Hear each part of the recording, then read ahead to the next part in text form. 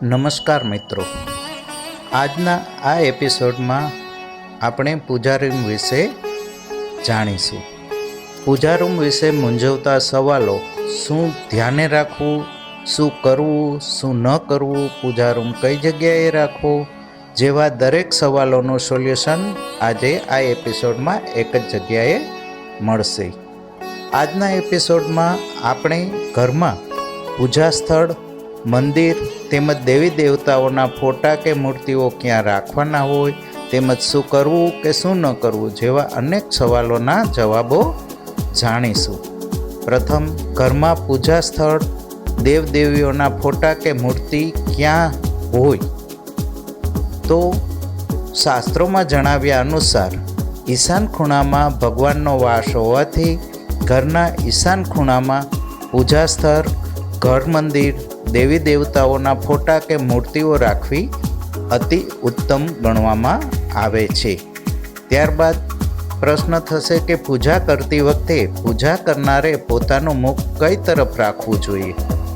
તો પૂજા કરતી વખતે પૂજા કરનારે પોતાનું મુખ પૂર્વ દિશા, ઉત્તર દિશા કે ઈશાન ખૂણા તરફ રહે તે રીતે પૂજા કરવા બેસવું ઉત્તમ ફળદાયી છે. ત્યારબાદ ઘર મંદિર કે પૂજા સ્થળની આસપાસ શું ન રાખવું જોઈએ? તો ઘર મંદિર કે પૂજા સ્થળ આસપાસ બૂટ ચપ્પલ, સાવરણી, કચરા ટોપલી કે કોઈ અપવિત્ર વસ્તુઓ ન રાખવી જોઈએ.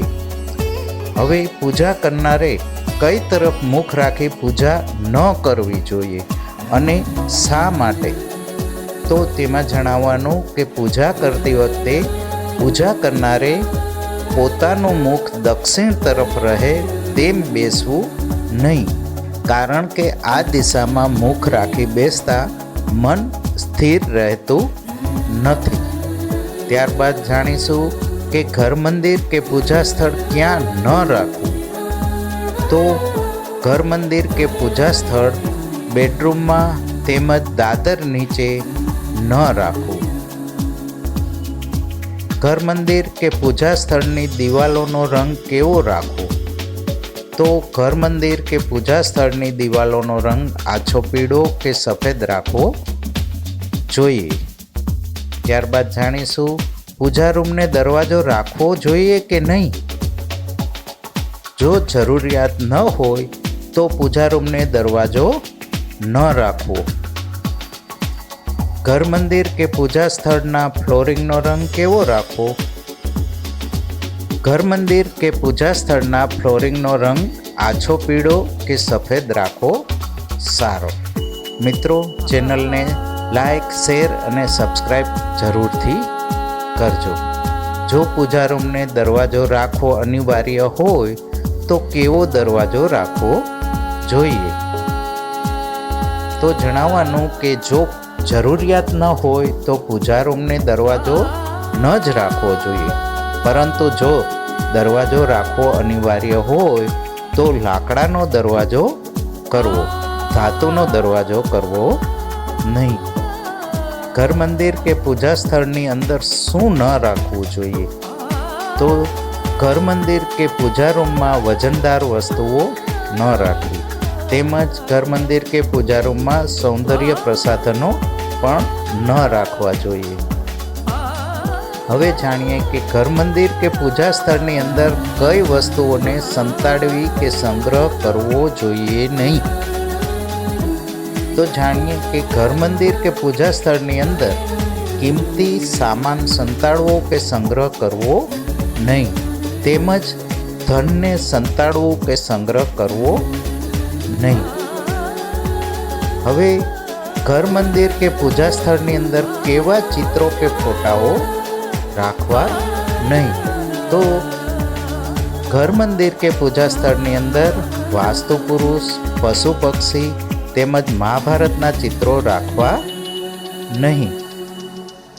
હવે જોઈએ ઘર મંદિર કે પૂજા સ્થળનું આયોજન કેવું કરવું જોઈએ? તો ઘર મંદિર કે પૂજા સ્થળનું આયોજન એ રીતે કરવું કે જેથી પૂજા રૂમમાં પૂરતો હવા ઉજાસ રહે. હવે પ્રશ્ન છે કે ઘર મંદિર કે પૂજા સ્થળે કેવી મૂર્તિઓ રાખવી નહીં.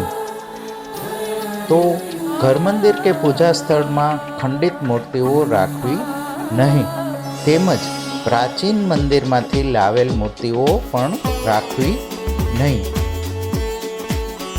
ત્યાર પછીના પ્રશ્ન છે, ઘર મંદિર કે પૂજા સ્થળે અજવાળા માટે લાઇટ કે લેમ્પ કઈ જગ્યાએ રાખવા જોઈએ?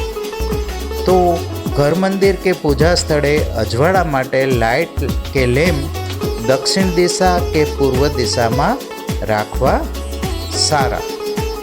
મિત્રો, અહીં દિશા સૂચક યંત્ર દર્શાવેલ છે, જેને રેફરન્સમાં રાખી દરેક દિશાઓ નક્કી કરી શકાય છે.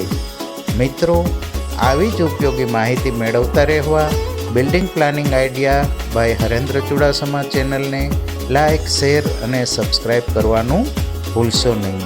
આભાર.